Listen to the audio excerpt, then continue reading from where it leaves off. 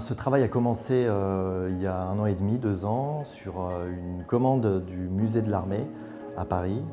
Le musée n'avait pas de travaux contemporains sur l'Institution nationale des Invalides. On connaît les Invalides par son dôme, par le tombeau de Napoléon, et en fait on ne sait pas toujours qu'il y a ici un hôpital, donc des blessés de guerre qui sont là soignés par un personnel hospitalier. Il y a environ 90 à 100 pensionnaires qui sont issus des guerres de la Seconde Guerre mondiale jusqu'aux guerres les plus récentes comme le Mali et l'Afghanistan. Alors l'exposition se situe en intérieur et aussi en extérieur. C'était important de montrer une partie de l'exposition, donner envie aux gens de rentrer aux Invalides.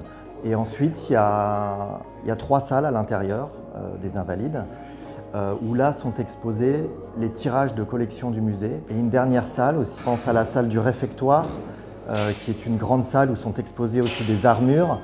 Donc il y a un parallèle entre les photographies qui sont exposées et les objets. C'était assez compliqué de s'insérer parmi ces gens qui sont des gens blessés, qui ont vécu des choses douloureuses.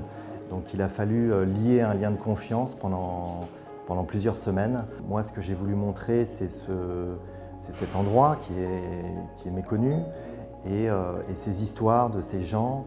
Et la plupart sont morts en fait.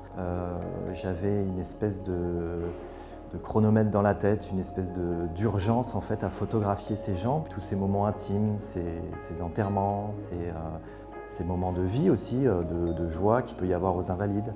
Ce que j'espère dans cette exposition, c'est que les gens saisissent un peu ces personnages, les comprennent, puisqu'ils font partie de notre mémoire collective en fait.